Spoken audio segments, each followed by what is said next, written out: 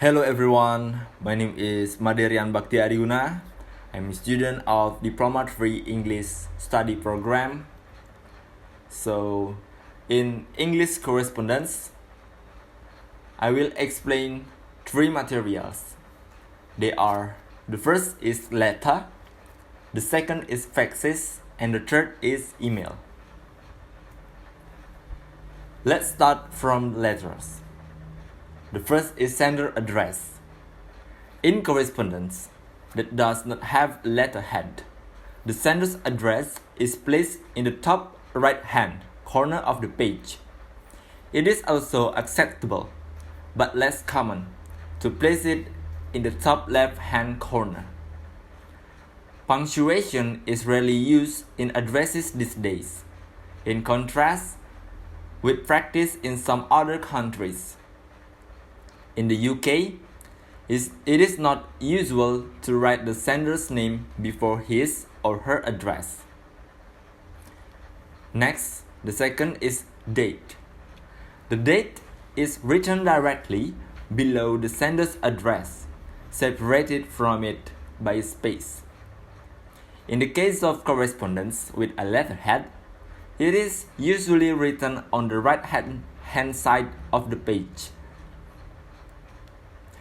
The month in the date should not be written in figures, as this can be confusing. For example, 11.3.03 means 11 March 2003 in British English, where the sequence is day, month, year. But 3 November 2003 in American English, where the sequence is month, day, year. Next, inside address. The inside address is written below the sender's address and on the left-hand side of the page.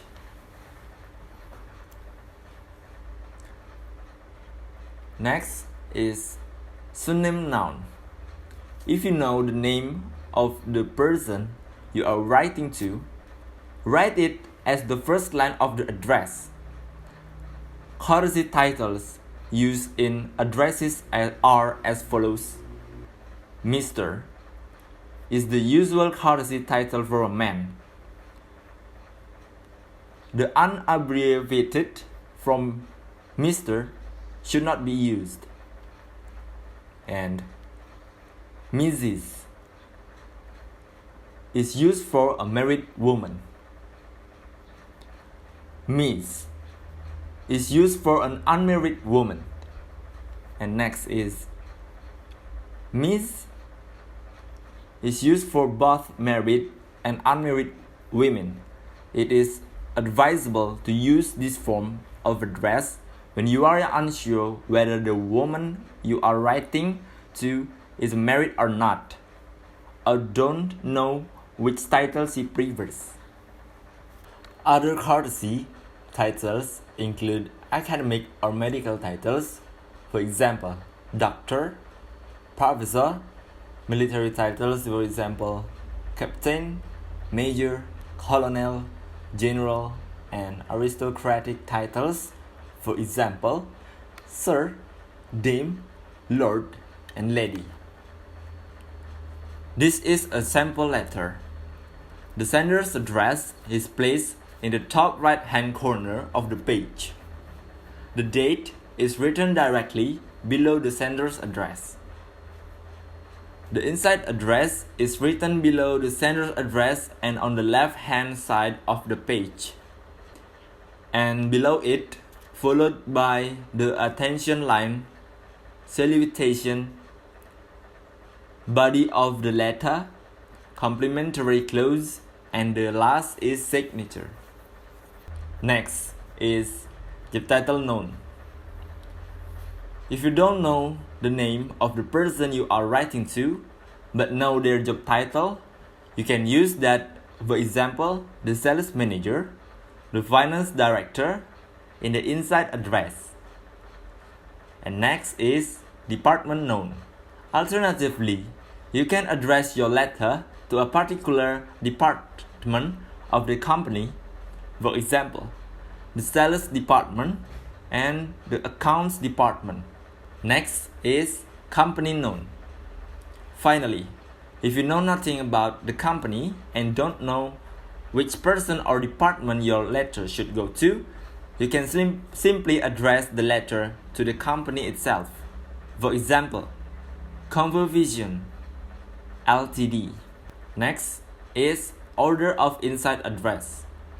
The recommended order and style of addresses in the UK is as follows. First, name of house or building, number of building and name of street, road, avenue, etc.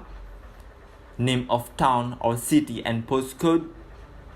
Name of country, like Industrial House, 34 until 41 Craig Road, Bolton, BL4, 8 TF, UK. Next is attention line.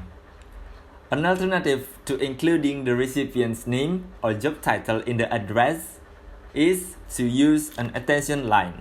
And next is salutation. Dear sir, opens a letter written to a man whose name you don't know. Dear sirs is used to address a company.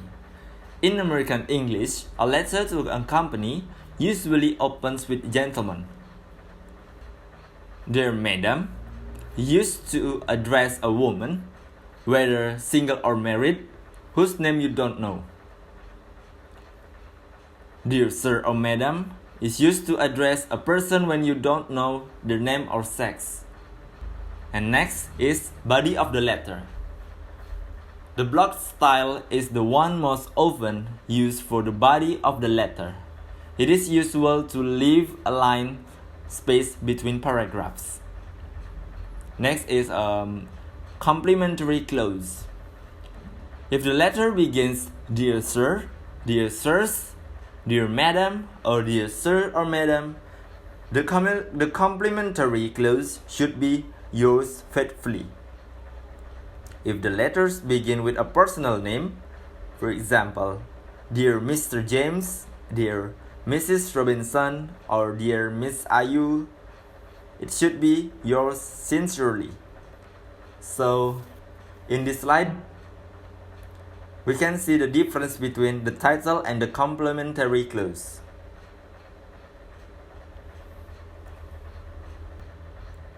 Next is signature.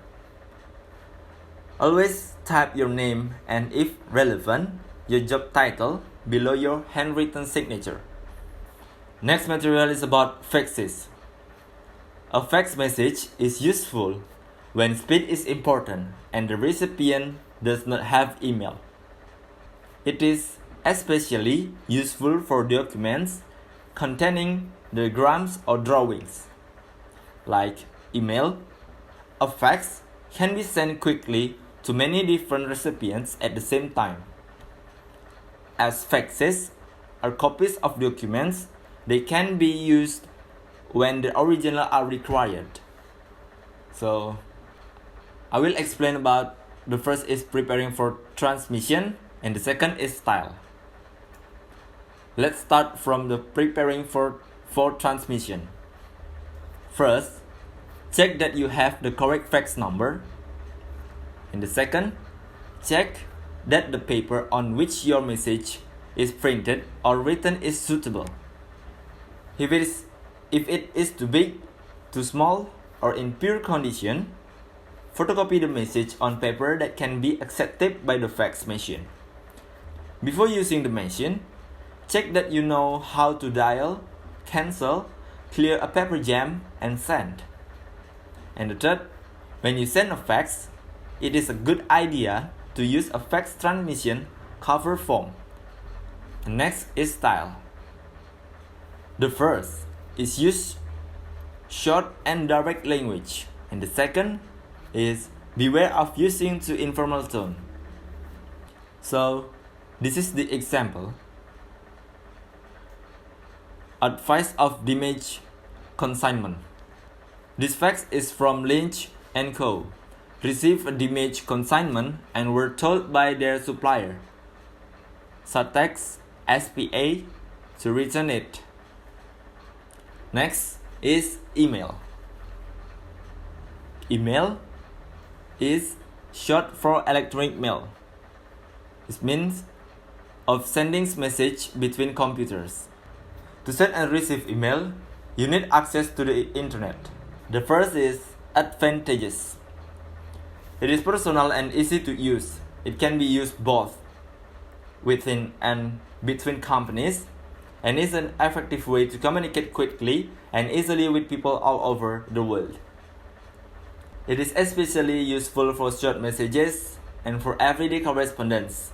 For example, setting up a meeting, passing on information, and making or replying to a request. You can pick up your email messages even when you are traveling via a laptop or palm top. With a comparable system, you can access text and graphic documents and spreadsheets, and whatever you send or receive can be quickly and easily filled. And next, the second is disadvantages. The disadvantages of email include technical problems which may result in the expected non-delivery of messages, or attachment arriving in unreadable form.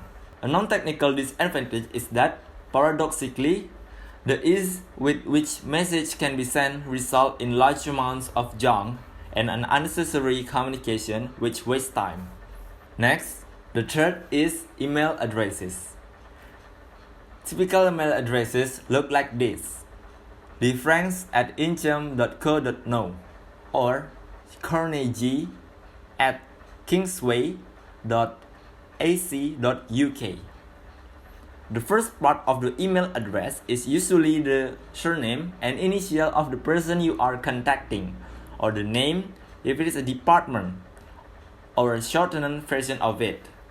The second part, which appears immediately after the @ is the name of the ESP or organization, or again, an abbreviation of it. So next is style. Email is a relatively recent development, and because it is perceived as a quick and informal means of communication, people are often unclear about the style and convention they should use in business situations.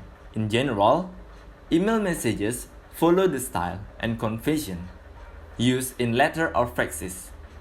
For example, you can use salutation such as "Dear Mr. Pinto" or "Dear Tom," and complimentary clauses such as "Yours sincerely" and "Best wishes." Do not confuse personal messages with business messages. In a business message, the same rules of writing apply as for a letter. Write clearly, carefully, and courteously. Consider audience, purpose, clarity, and consistency. And also, use correct grammar, spelling, capitalization, and punctuation. Do not write words in capital letters in an email message. This can be seen as the equivalent of shouting and therefore have a negative effect. And keep your email messages short and to the point. And make sure you check your email message for mistakes before you send it. This is a typical email message. Number 1 is header information. The header gives essential information about the message, in addition to the basic details shown in the sample. It may include CC. This stands for carbon copies, which means much the same as it does on a letter. Here you insert the email addresses of anyone you want to send copies of the message to. And BCC. This stands for blind carbon copies, which, as in a letter, you should use if you don't want the main recipient to know who has received copies. And next is message text. The presentation of the text in an email is usually less formal than in a letter. In this example, Miss Cousin has used the formal "Dear Sir" or "Madam," but she could simply have headed her message for the attention of the sales manager. Rather than ending with yours faithfully, she uses the less formal "I look forward to hearing from you." She uses the less formal "I look forward to hearing from you." And number 3 is signature. This is like the signature block in a letter, although it usually includes more details. For example, the sender's company or private address and telephone and fax number. You can program your email software to add your signature automatically to the end of outgoing message. And this is attachments. Icon of attachment will appear here. The amount of header information and the order in which it appears will vary according to the software being used. So don't worry if the messages you send and receive do not look exactly like the one in the example. So that's all my explanation about letter, faxes, and email. I hope this lesson is useful for you and thank you so much.